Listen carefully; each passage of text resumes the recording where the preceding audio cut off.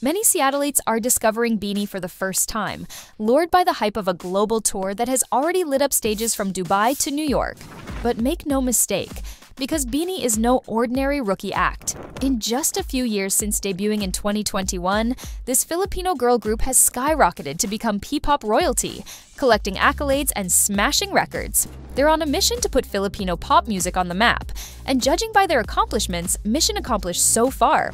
Last summer, BINI made history as the first Filipino pop act to perform at the massive K-Con festival in Los Angeles, a stage usually reserved for K-pop superstars.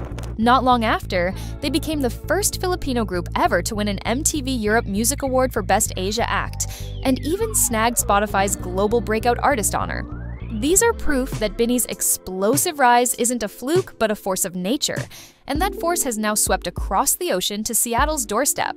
To understand why hundreds of fans are chanting BINI in downtown Seattle tonight, consider BINI's journey. Picture 8 young Filipinas, including Joanna, Aya, Coley, Maloy, Gwen, Stacy, Mika, and Sheena, who started with a dream of representing the modern Filipina on a global stage. They trained rigorously for years and officially burst onto the scene with their empowering anthem Born to Win in 2021. But it wasn't a simple release. That cryptic teaser appeared on May 4th, 2021, through a QR code that led to a single, intriguing image. It was their first official teaser, and it didn't take long for fans to begin speculating. Who were they? What was the Biniverse? And what was coming next? The answer arrived in June. On the 4th of June, their label Star Music formally introduced BINI with the release of their debut single, Born to Win. That song title was a declaration, and they backed it up with a debut event that turned heads across the country. That same day, BINI launched The Runway, the first segment of their official debut, streamed through KTX. The event combined fashion with music, marking their first major public appearance. They didn't show up quietly either. Dressed in bespoke designs by Filipino fashion legend Francis Liberan, the members stepped into the spotlight like seasoned stars. That very day, Metro Magazine published an exclusive feature and photo shoot, capturing the group in all their polished, powerful debut glory. If you're really interested in BINI's rise to fame, don't forget to comment your thoughts down below. And don't forget to like and subscribe for more videos just like this one. But this was only the beginning. A week later, on June 11th, BINI returned for the second part of their debut rollout, the Showcase. Here, they gave fans an up-close look at who they really were, not just as performers, but as individuals with stories, struggles, and dreams. They performed Da Coconut Nut and Born to Win, alongside a special set of trio stages. Gwen and Sheena sang Kaisi Tandingan's Tagu Taguan, Colette, Joanna, and Maloy performed Biyaya by Janine Berdian, and Aya, Stacy, and Mika delivered a bold original rap titled World War C, which spoke to the strength needed during the pandemic. The event also featured behind-the-scenes footage from their rigorous training at Star Hunt Academy, offering fans a look at just how much work went into each polished move and note. Then, on June 13th, they made their first live television appearance as an official group with a performance of Born to Win on ASAP. It was a turning point. The wider public saw the spark, and from that moment, things moved fast. By August, BINI joined the Philippine K-pop convention's Happy Holiday 5, where they performed covers of various K-pop hits along with their own songs. In September, they returned with a new single, Kapit Lang, released on the 10th. Then, at the Miss Universe Philippines pageant on September 30th, they performed a special version of Born to Win for the swimsuit and evening gown segments. The crowd reaction was electric. Their reach was growing, and it wasn't confined to the Philippines. In February 2022, BINI graced the cover of Dubai-based magazine Expedition, alongside their brother group BGYO. The cover wasn't just printed, it was launched as an NFT in the Metaverse, making BINI one of the first Filipino acts to make such a move. Later that year, in September, they released their second album, Feel Good. It featured 5 original songs and 2 bonus tracks. While the group was known for bright, upbeat pop, this album introduced Strings, a darker, more introspective track that marked their first clear step into new musical territory.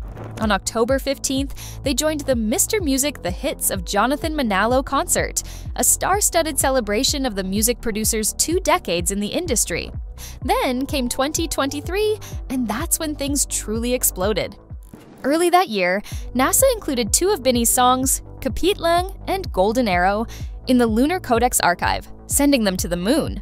That same year, the group released Karerik and Pantropico, lead singles from their EP Talarawan. Carrera became a popular choice at school graduation ceremonies thanks to its lyrics about ambition and resilience. But it was Pantropico that changed everything.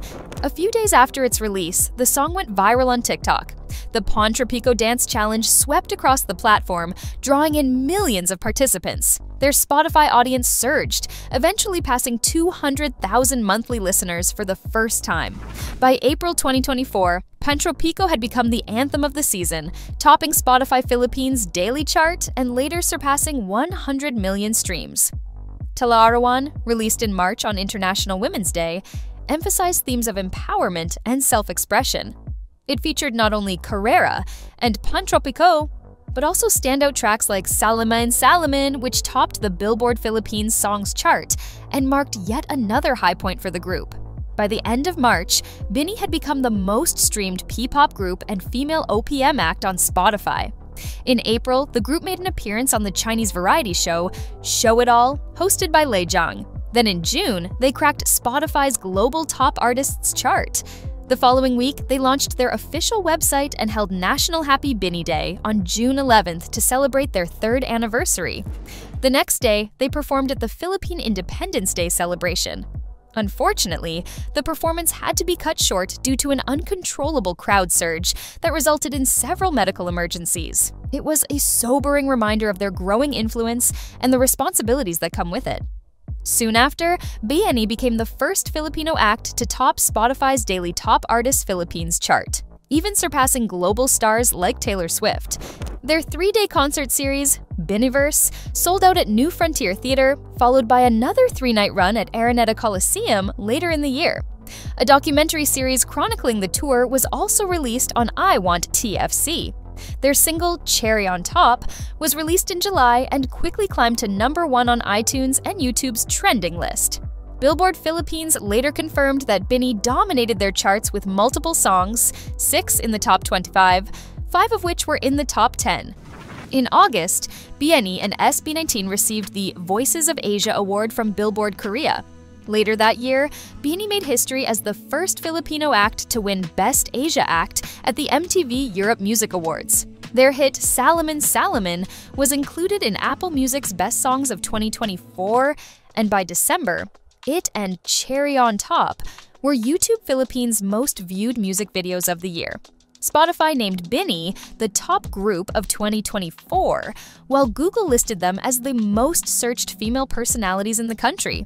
On New Year's Eve, they performed at the Ayala Land Countdown in Makati. By February 2025, they released the single Blink Twice and announced a massive Valentine's Day concert at the Philippine Arena, which sold out all 55,000 seats, making them the first Filipino group to do so. That concert marked the beginning of their first world tour. Stops included Dubai, London, several US cities, and Canada. In May, member Sheena debuted as herself in a dramatized TV feature, while several of their songs were featured in a local musical theater production. When fans talk about BINI, they celebrate them like a proud parent at a graduation. These 8 girls have built something that's gone way beyond catchy music and viral dance trends. One Reddit user even called them objectively the strongest girl group in P-pop, vocally speaking. Now, that's coming from someone who broke down the harmonies, the breath control, and the choreo-packed stages like it was a math equation. And if that doesn't convince you, a vocal coach once analyzed Colet's technique during a live performance and said her vocal placement was not just good, it was smart. Smart, healthy, and powerful, all while delivering ad-libs in the middle of a high-energy routine. That just shows how rigorously they train. What really sets BINI apart is how they've helped shape a healthier fan culture. In a world where parasocial relationships get messy and privacy often gets ignored, BINI's fans regularly point out how the group handles fame with grace and boundaries. There's a particular Reddit post that stood out. A user wrote, BINI, using their fame and their platform, is giving voice to these celebrities who might want to publicly voice out these concerns. It's about setting a standard, a cultural reset, and it really is. even during difficult moments, fans don't turn their backs. When a controversy arose online in 2024 involving a video clip that sparked criticism, the group released a statement owning up to the moment and promising to do better. Instead of dividing the fan base, their honesty pulled fans closer. People applauded the way they handled it. No excuses, just accountability. In June 2025, BINI crossed 1 billion Spotify streams. The same month, they were named Billboard Philippines Women of the Year. By the time they performed in New York City at the 127th Philippine Independence Day Parade, one thing was crystal clear. BINI wasn't just a rising act anymore. They were, and are, at the top of their game. And from the looks of it, the Biniverse is only expanding.